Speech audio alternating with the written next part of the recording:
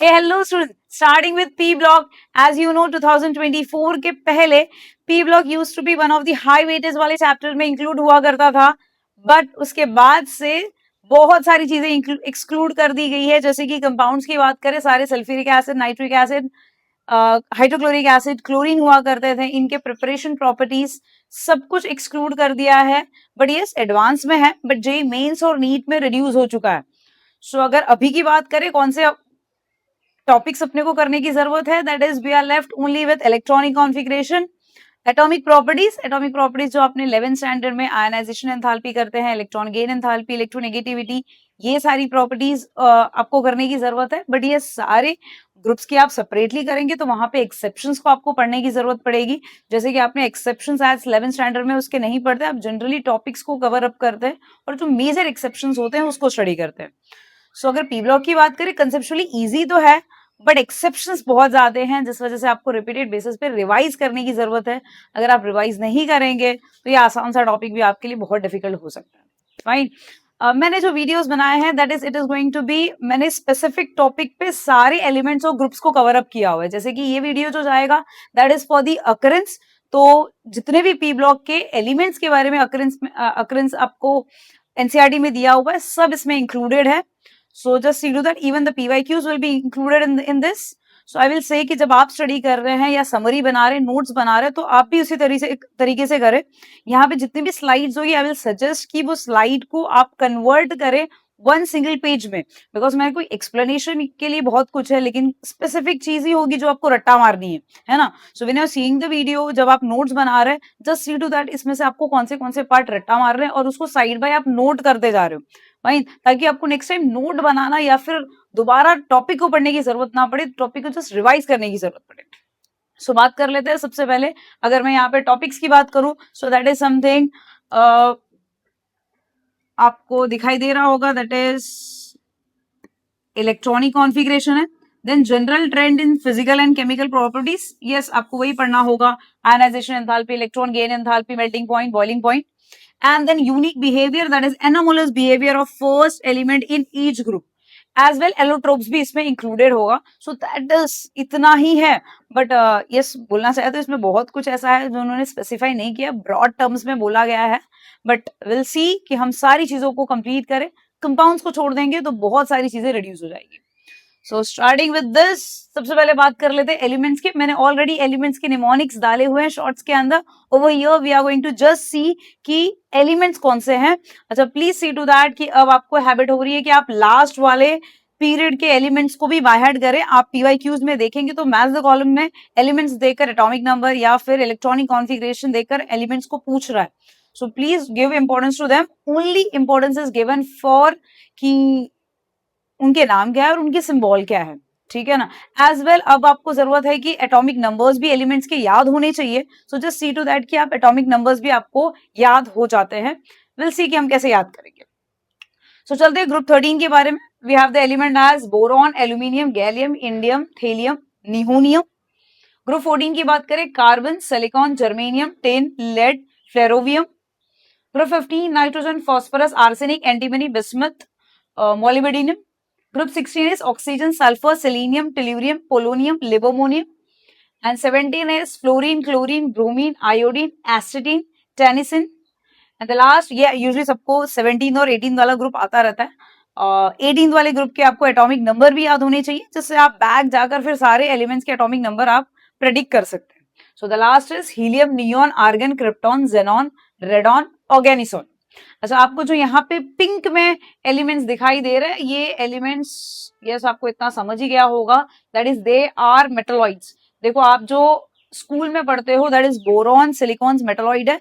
They are not a metalloid according to the NCERT. So we are going to follow as boron, silicon as a non metal only, not as the metalloids. So आप अगर मैं यहाँ पे elements को लिख दूं कि कौन से ऐसे एलिमेंट्स हैं जिसको आप मेटलॉइड्स कहेंगे, सो दैट इज ऐश्वर्या सबसे तेज है ज्योमेट्री में, ठीक है ना.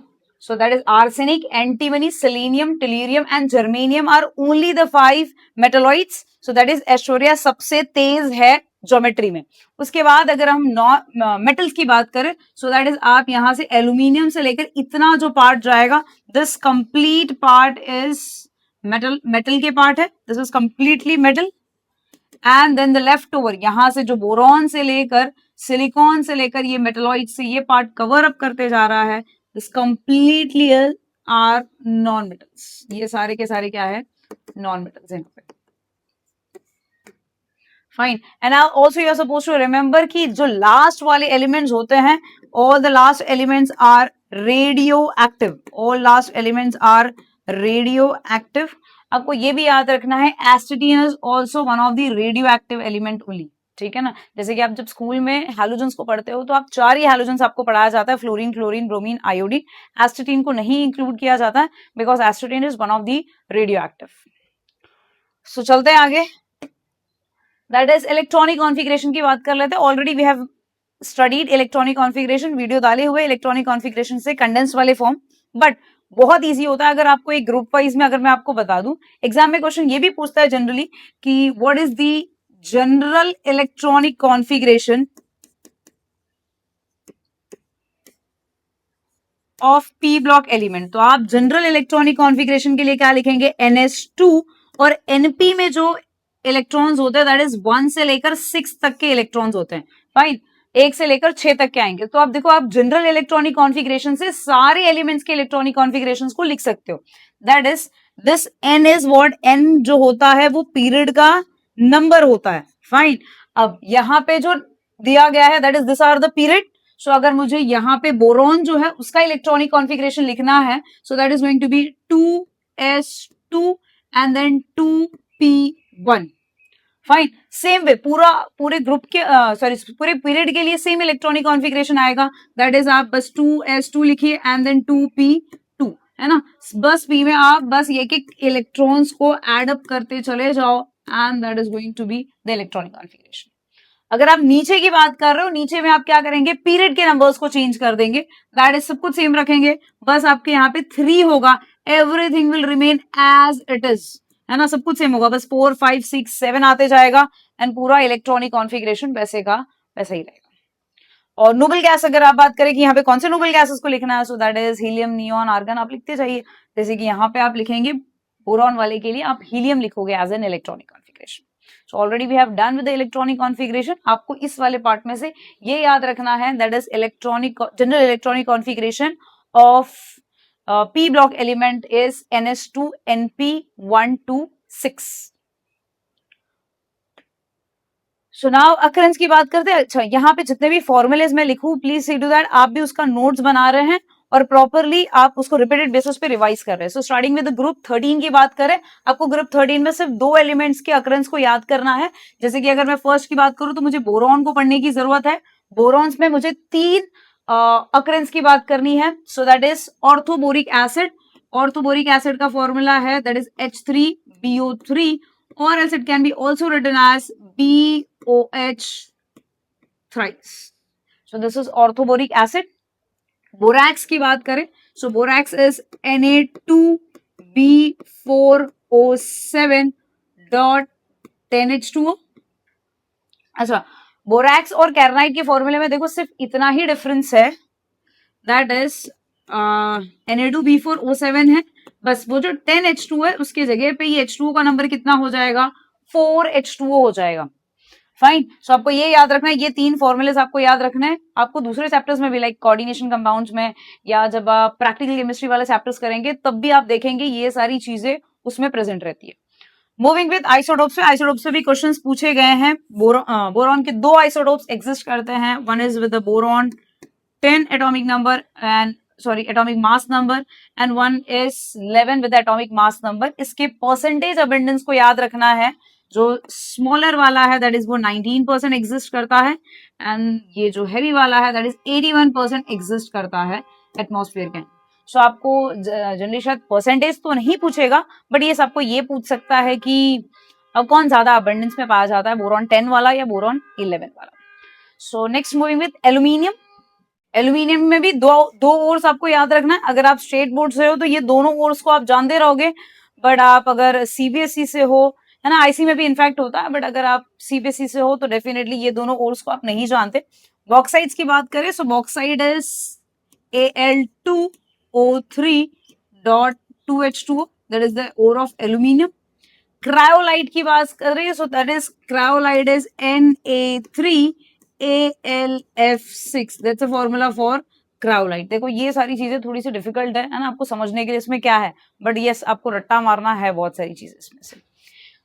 नेक्स्ट आपको ये भी याद रखना है कि aluminium is the first most abundant metal and third most abundant element. जैसे कि आप सबको पता है कि मोस्ट अबेंडेंट एलिमेंट की बात करें, so oxygen is the most abundant element, and then उसके बाद जो आता है that is silicon, and the next is aluminium, and the next is iron. At least आपको इतना याद होना चाहिए अबेंडेंस ऑफ एलिमेंट में। आप याद रखने के लिए ऐसे याद रख सकते हैं, ओ साई अल्लाह फिर से धरती पे आओ, बिकॉज अर्थ क्रस्ट की बात कर रहे हैं ना, तो अर्थ क्रस्ट में कौन ज्यादा अबेंडेंस में प्रेजेंट है, सो दैट इज ओ साई अल्लाह फिर धरती पे आओ, है ना। सो आपको याद रहेगा अर्थ क्रस्ट में। एटमॉस्फेयर में बात किया तो यार नाइट्रोजन रहेगा। एक क्लास में अगर क्वेश्चन पूछते हैं कि कौन सा ज्यादा अबेंडेंट है, most of the students are saying oxygen. Atmosphere की बात किया तो नाइट्रोजन प्रेजेंट है, लेकिन अगर आप अर्थ क्रस्ट में पूछा जा रहा है, जनरली क्वेश्चंस अर्थ क्रस्ट के बेसिस पे पूछा जाता है, सो आपको ये याद रखना है that is the abundance of element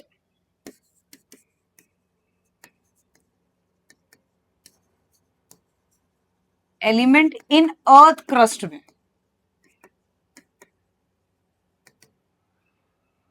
चलते हैं नेक्स्ट पे, दैट इज ग्रुप 14 की अगर बात करते हैं, यहाँ पे आपको कार्बन के किसी और को पढ़ने की जरूरत नहीं है, तो रट्टा मारने की जरूरत नहीं है। तो अब तक हमने 5 ओर्स को रट्टा मारने की आपको जरूरत है। बढ़ते इस वाले पॉइंट पे, अच्छा ये वाला स्टेटमेंट आपको याद बिल्कुल नहीं रखना है कि 17th मोस्ट अबेंडेंट एलिमेंट होता है, ये कोई नहीं पूछने वाला है आपको। जस्ट एनसीईआरटी का पॉइंट था, I have included all the points of the NCERT, ताकि अगर आप ये वीडियोस देख लेते हैं तो आपको एनसीईआरटी पढ़ने की जरूरत नहीं पड़ेगी। एलिमेंटल फॉर्म की बात करते हैं तो यस ये आपने 8th-9th में आप पढ़ के आते हो, दैट इज एलिमेंटल फॉर्म में कोल में, ग्रेफाइट में, डायमंड में प्रेजेंट है। लेकिन अगर कंबाइंड फॉर्म की बात करें तो यस हाइड्रोकार्बन है, कार्बोनेट्स है, बाइकार्बोनेट्स है, carbon dioxide, carbon monoxide, this are something combined form of carbon, है ना। अगेन आपको इस वाले पार्ट से कुछ भी याद रखने की जरूरत नहीं है। आइसोटोप्स की बात करें, यस ये भी सबको पता होता है कि कार्बन के 3 आइसोटोप्स एग्जिस्ट करते हैं, C12, 13, 14, जिसमें से 14 वाला जो होता है दैट इज रेडियो एक्टिव वाला होता है, and the 12th is the most abundant. Almost abundance की बात करूं तो 98% जो होता है C12 वाले कार्बन ही एग्जिस्ट करते हैं। फाइन, सो इस वाले पार्ट में से तो बस आपको ये तो चलते फिरते आपको पता है, और ये तो पूछेगा भी नहीं। So this was the none of, like कोई यूज का ही नहीं। सिलिकॉन की बात करते हैं, यस हमने पहले ही कर लिया कि silicon is the second most abundant element in the earth crust. वो सिलिका या फिर सिलिकेट्स की फॉर्म में पाया जाता है। यस रेत जो होती है दैट इज सिलिकॉन उसके अंदर प्रेजेंट है। यस अगर हम बात करें इंपॉर्टेंट कंपोनेंट्स की बात करें, सो सेरामिक्स में, ग्लास में, सीमेंट में प्रेजेंट है, क्या बोलो, सिलिकॉन। अगेन इस वाले पार्ट की अगर हम बात करें तो ये सिलिका सिलिकेट्स आप याद रख लेना, है ना, रिक्वायर्ड है कि सिलिकॉन कौन से फॉर्म में पाया जाता है। जर्मेनियम की बात करें ट्रेसेस में पाया जाता है, ये सब वापस से कुछ याद रखने की जरूरत नहीं है। प्लीज ये वाले पॉइंट ये आपको याद रखने की जरूरत है। ये कभी कभी वो ऐसे क्वेश्चंस आते हैं ना जहाँ पे कौन से स्टेटमेंट्स करेक्ट है ना, 4 ऑप्शंस दिए रहते हैं, या कौन से इनकरेक्ट स्टेटमेंट है, तो उसमें ये क्वेश्चन पूछ सकता है। Ultra pure form of germanium and silicons are used to make transistor and semiconductor device. Yes tin की बात करें, यस टिन का जो ओर है दैट इज कैसेटराइट। आपको फॉर्मूला याद रखने की जरूरत है, that is tin dioxide SnO2 and galena. Usually सारे बच्चों को गैलीना याद हो जाता है कि क्योंकि बहुत बार आपको गैलीना देखने को मिलेगा PbS, एज वेल सल्फर के कम ओर्स में भी आपको देखने को मिलेगा as the galena. So again इस वाले पार्ट में से ये वाली पीपीटी से आपको यस गैलीना याद रखना है एंड टिन का कैसेटराइट याद रखना है। चलते हैं नेक्स्ट पे, that is group 15। Group 15 are also called as pnictogens. इसमें से आपको ये अच्छा यहाँ से मेन इंपॉर्टेंट पॉइंट आता है, दैट इज अर्थ क्रस्ट में जो नाइट्रोजन पाया जाता है दैट इज नाइट्रेट के फॉर्म में एग्जिस्ट करता है। Sodium nitrate and potassium nitrate के फॉर्म में एग्जिस्ट करता है। इनके नाम की बात करूं so this is name as child saltpetre and this is Indian. अच्छा ये क्वेश्चन पूछा हुआ है PYQs में, अभी मैं आपको लूंगी तो आप देखोगे कि ये क्वेश्चंस आते हैं, है ना। सो नाइट्रेट्स के अर्थ क्रस्ट में कौन से फॉर्म में पाया जाता है, nitrogen, so that is it is found in nitrates के फॉर्म में पाया जाता है। So Indian saltpetre KNO3 and the child saltpetre that is NaNO3। Phosphorus की बात करें, यस फॉस्फोरस को भी आपको एपेटाइट फैमिलीज में पूछा जाता है, जैसे कि पेटर जो वर्ड होता है दैट इज फॉर नाइट्रेट, जिस भी नाइट्रेट वाले कंपाउंड्स होते हैं तो उसको पेटर नेम दिया जाता है।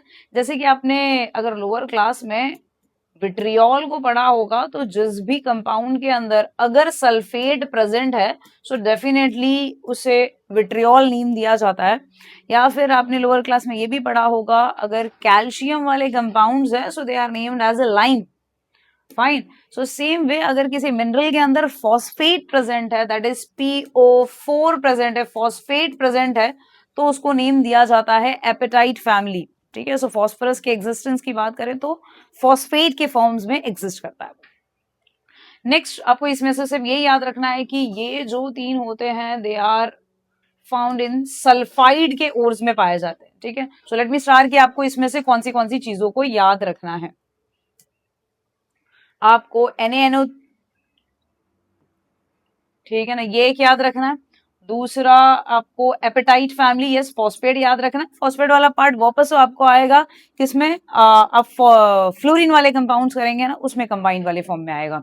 एंड देन ये आर्सेनिक एंटीमनी बिस्मथ जो है वो एग्जिस्ट करता है एज द सल्फाइड। ये इतनी चीज आपको यहां से याद रखनी है, फाइन। चलते हैं नेक्स्ट पे। ग्रुप 16 की बात करते हैं। Group 16 are also called as chalcogens that is ore forming compounds. Yes आपने अगर मेटलर्जी वाला चैप्टर किया होगा then definitely you must be knowing कि जितने भी ओर्स होते हैं वो ऑक्साइड्स के फॉर्म में, सल्फाइड्स और कार्बोनेट्स के फॉर्म में होते हैं, है ना। सो यहाँ के जो एलिमेंट्स होते हैं they have the tendency to form ores, so that is they are called as chalcogens, ore forming compounds. Oxygen, yes it is the most abundant element on the earth crust. अच्छा ये सारी formulas आपकी NCERT में लिखा है तो yes आपको रट्टा मारना पड़ेगा इन सारी फॉर्मूलाज को, ठीक है। स्टार्ट करते हैं। इनके फॉर्मूलाज क्या होंगे, इसमें से कुछ फॉर्मूला आपको पहले से पता है बट यस कुछ आपको याद रखना पड़ेगा। ये plaster of Paris is POP that is CaSO4 dot half H2O is POP। अच्छा उसी से मिलता जुलता जिप्सम है, एज यू ऑल नो कि अगर POP है उसके अंदर अगर हम पानी डाल देंगे तो वो जिप्सम बन जाता है which is use for the plaster that is calcium sulphate CaSO4 dot 2H2O। Epsom salt is that is MgSO4 dot 7H2O। Again this are the compounds of yes sulphur के कंपाउंड्स है। Next is baryte that is BaSO4 barium sulphate. Galena, देखो वापस से Galina आ गया, PbS हमने कर लिया था पहले। जिंक ब्लेंड की बात करें so that is ZnS is the zinc blende. Copper pyrite की बात करें so that is CuFeS2। And then volcanic eruptions जो होते हैं, वॉल्केनिक इरप्शंस में भी पाए जाते हैं दैट इज सल्फर वाले compounds and that is hydrogen sulphides के फॉर्म में पाया जाता है। एंड अगर फूड्स की बात करें, यस गार्लिक्स में प्रेजेंट है। सो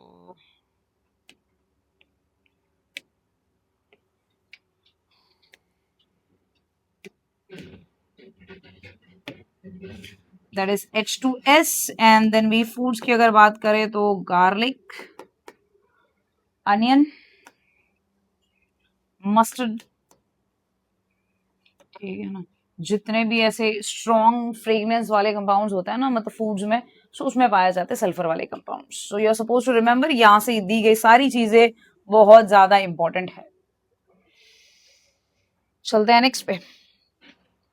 यस वी हैव, अच्छा यहाँ से उतना कुछ खास आपको याद रखने की जरूरत नहीं है। That is selenium and tellurium are found as selenides and tellurides. ये आपको कुछ भी नहीं पूछेगा एग्जाम में, फॉरगेट दैट, एंड आप उसको नहीं कर रहे हो तो भी चलेगा। यस बट ये इंपॉर्टेंट है दैट इज अगर आप पोलोनियम की बात करें तो वो डीके प्रोडक्ट ऑफ यूरानियम और थोरियम का है ना, uranium and the thoriums are the radio active element. जब ये डीकम्पोज होते हैं, डीके में जाते हैं, तो जो एलिमेंट मिलता है दैट इज पोलोनियम। तो ये आपको याद रखना है, पोलोनियम दैट इज यूरानियम और थोरियम के डिकम्पोजिशन से मिलता है। एंड ठीक है, ये वाला भी आपको कुछ भी याद रखने की जरूरत नहीं है।